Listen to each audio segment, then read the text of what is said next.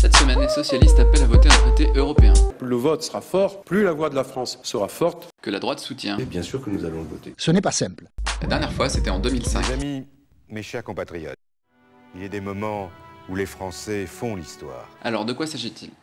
TSCG. C'est le pacte budgétaire, le fameux. Négocié par Nicolas Sarkozy et Angela Merkel. Petit retour en arrière. Depuis 2010, pour les dirigeants européens, la crise a deux causes principales. Les dettes publiques. Et ces causes sont les horribles dettes. Et le manque de compétitivité. Restaurer et renforcer leur compétitivité. Stratégie ambitieuse de compétitivité. Pour en sortir, il n'y aurait selon eux que deux remèdes. La rigueur budgétaire. Il y aura une rigueur générale. Et c'est sans doute une bonne nouvelle. C'est-à-dire principalement Baisser la dépense publique. C'est le prix à payer pour 35 ans de dépenses. Et combien de gaspillage. et la flexibilité. We have the structural reforms to make our economy more flexible. Mario Draghi appelle à rendre le travail moins rigide. La solution serait donc d'appliquer des recettes libérales. On a trop de fonctionnaires, donc il faut réduire le personnel. La seule voie, c'est la réduction des dépenses publiques et sociales. Il faut un marché du travail extrêmement flexible. La flexibilité, ça veut dire quoi? La fin du CDI? Ça peut vouloir dire ça. Ça peut vouloir peut-être dire ça. Ça fait quand même 30 ans qu'on nous dit la même chose. Au passage, on évacue les vraies causes de l'endettement chronique. On baisse les impôts des riches, on leur recrée, un surcroît d'argent, on crée des problèmes financiers aux États et on met les riches en situation de prêter à ces États. On oublie l'impact de la crise financière sur l'explosion des dettes. Il a fallu qu'ils prêtent des sommes énormes, qu'ils dégagent des sommes énormes pour aider le système financier qui était en train de s'écrouler. Et qui les punit pour leur déficit? Le système financier. Et côté compétitivité, impossible de discuter du libre-échange. Tout le monde sait maintenant que ça aboutit à la baisse du niveau de vie, aux délocalisations, etc. Ou du rôle de l'euro. C'est la crise de la monnaie unique. Avec une monnaie unique, le pays qui voit ses salaires augmenter plus que le voisin perd en compétitivité prix de manière irrévocable. C'est toujours aussi tabou. Je suis contre le protectionnisme. Le protectionnisme, ça veut dire quoi? Ça veut dire on ferme les frontières. Une explosion de la zone euro, ce serait la catastrophe pour chacun de nos pays. Du coup, ça ne laisse qu'une seule option. Il faut que le travail qui se délocalise ne se délocalise plus. Et pour cela, il faut alléger le coût du travail. Ça risque de provoquer une course sans fin aux salaires les plus faibles. Au final, cette grave crise et les plans d'aide successifs servent de prétexte. Pour faire quoi? Ce qu'ils attendent, ce qu'ils désirent tous dans le monde depuis 30 ans, c'est-à-dire la cure, la purge d'austérité budgétaire qui permettra enfin d'aller jusqu'au bout de la logique du moins-disant fiscal, du moins-disant social. C'est une occasion en or de pouvoir l'imposer dans le climat de panique général qui est le nôtre. Et on peut se demander... Est-ce qu'on est en train de sauver les possédants ou est-ce qu'on est en train de sauver l'État social? De quel côté on va réaliser l'ajustement? Vous connaissez la réponse. On fait tout ce qu'on peut pour faire plier l'État social. Concrètement, la Troïka impose depuis 2010 des mesures radicales en échange de son aide. Bien sûr, Athènes doit prendre des mesures d'austérité. Après la Grèce, le Portugal et l'Espagne passent à leur tour à l'austérité avec les mêmes recettes pour maintenir l'économie à flot. Parmi les principales mesures du nouveau plan d'austérité italien adopté mercredi par le Parlement. C'est dramatique sur le plan social, mais en plus... Ça ne marche pas. La récession se généralise. Le chômage explose. Au mois d'août, la zone euro affichait un taux de chômage record de 11,4%. Et sans recettes fiscales, les déficits ne se réduisent pas. Le déficit budgétaire grec a continué de gonfler en septembre. Le déficit espagnol plus haut que Le prévu. cercle vicieux semblait évident depuis longtemps. Tout le monde, de manière ultra coordonnée, mais pour le pire, plonge dans la restriction budgétaire.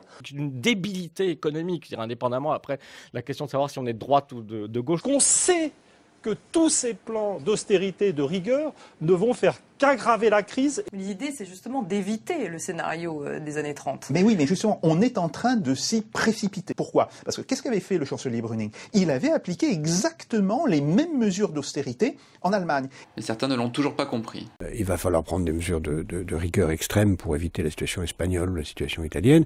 Et il faut en même temps retrouver la croissance. La croissance dans la rigueur, ça veut dire des réformes de structure. C'est ridicule.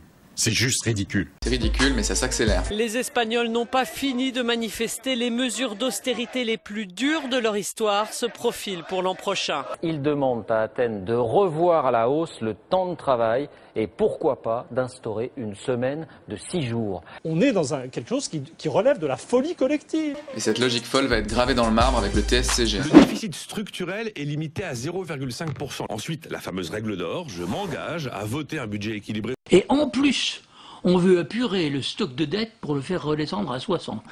C'est un traité qui est difficile à avaler. Un pouvoir très grand va être donné à la Commission. La Commission se prononce avant que l'Assemblée nationale ait elle-même eu à connaître du projet de budget. Si je sors des clous pendant l'année, on m'impose des mesures pour revenir justement dans les clous. On sait déjà quel genre de mesures. La Commission considère que le marché du travail tricolore, trop cloisonné, doit être réformé. Bruxelles s'inquiète également pour notre système de retraite, sur nos dépenses sociales. Et le traité prévoit aussi des sanctions. Et si vraiment en fin d'année j'ai planté mon budget, là c'est la sanction, ça peut être une amende de la Cour européenne de justice.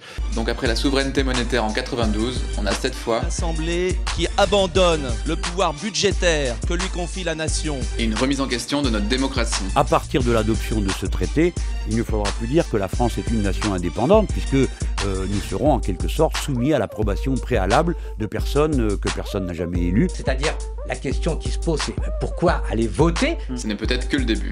Si un pays ne prend pas les décisions appropriées, il devrait pouvoir être possible de les prendre depuis le centre. Il faudra penser une tutelle des 16 autres de la zone euro sur le 17e, une gouvernance moderne. Because the way the right uses crisis is to consolidate power in the hands of very few, to say we don't have time for democracy, it's a crisis, it's an emergency. Heureusement, des voix s'élèvent contre ce traité. Ça, c'est la France. C'est jamais le bon moment pour faire le boulot. Brider toute dépense publique ad vitam aeternam est en fait une stratégie d'austérité durable qui va créer des récessions. Plus d'austérité, plus de rigueur, qui sera durable d'ailleurs avec ce traité, je crois que ça ne correspond pas aux enjeux. Mais la Confédération européenne des syndicats le qualifie d'antisocial et d'anti-européen. Toujours plus de rigueur pour les peuples, toujours plus de difficultés pour les peuples, toujours plus de cadeaux pour les banques. Qu'en France, comme dans tout le reste de l'Europe, il y a une opposition structurée à ce traité et aux politiques d'austérité. Un traité que le PS dénonçait et nous avait promis de renégocier. Ça n'a aucun sens dans la période actuelle. Un traité qui est axé uniquement sur la discipline budgétaire, sur la sanction et qui, pire, introduit un gouvernement des juges. Nous ne voterons pas la règle d'or. Nous voulons une renégociation. Si je suis élu président de la République, je renégocierai cet accord. Mais à peine élu, Hollande a changé d'avis. Le changement, c'est maintenant. Se contentant d'un volet croissance dérisoire. Je retiens l'étape nécessaire de la croissance. Alors il revient, il dit je l'ai renégocié. Ben parfait s'il l'a renégocié. Il va nous dire quelle ligne il a changé.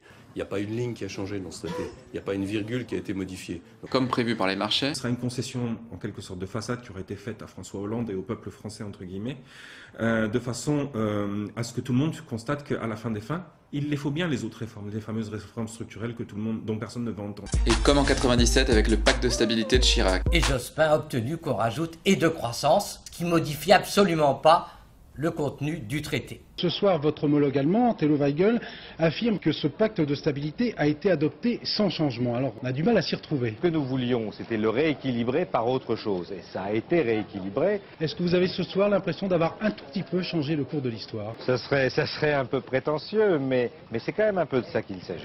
D'ailleurs, les arguments de l'époque sont recyclés. Alors, on peut ne pas aimer ce traité. Moi, j'en raffole pas, je vous assure, parce que c'est un héritage de Sarkozy. D'emblée, le gouvernement rappelle que ce traité n'est pas le sien et ne le satisfait pas pleinement. Ce traité est très imparfait. Nous le savons, nous l'avons dit. Toujours dire c'est pas assez. Il aurait fallu beaucoup plus. Il faut beaucoup plus. Il faut continuer. Même s'il y a des divergences, le problème c'est de les surmonter. Et les surmonter, c'est aller de l'avant, construire l'Europe, et une Europe sociale, bien sûr. Sans atteindre quand même les sommets de 2005. Mais ce traité-là, ce qui est neuf dans ce traité-là, pour la première fois, c'est qu'on s'écarte de ce libéralisme et que ce qu'on apporte, c'est le progrès social et la démocratie. Mais là, c'est le traité libéral de trop. C'est le début d'une réorientation de l'Europe. Passer d'une rigueur de droite à une rigueur de gauche. 30 milliards d'euros d'économie en 2013, c'est l'objectif du gouvernement français. Comment le qualifiez-vous ? Rigueur de gauche, austérité de gauche ? Je dirais que c'est un budget sérieux, que c'est un budget de gauche. En reprenant les mêmes arguments que Sarkozy. Si on veut, monsieur Hollande, être indépendant des marchés financiers et des banques, mieux vaut ne pas avoir des sommes colossales à rembourser. Un pays qui s'endette, c'est un pays qui se met entre les mains des marchés, qui perd sa souveraineté. Ce n'est pas réorienter l'Europe, c'est se soumettre à la pensée dominante. J'ai eu le nouveau président de la France, en fait. J'ai parlé avec lui par téléphone juste après l'élection et il s'est engagé à réduire la dette et le déficit de la France. En Allemagne et même à titre personnel, nous sommes d'avis que le pacte budgétaire n'est pas négociable. Regardez la Grèce, regardez l'Espagne, regardez l'Italie, regardez tout ce qui se passe en Europe depuis 2010. On on a bien vu que de toute façon, à la fin, c'est le marché qui l'emporte. Pourtant, on nous avait promis une opposition frontale. Le moment est venu d'assumer la confrontation politique face à l'Allemagne. Il faut une Europe qui met la finance au pied. Dans cette bataille qui s'engage, je vais vous dire qui est mon adversaire. C'est le monde de la finance.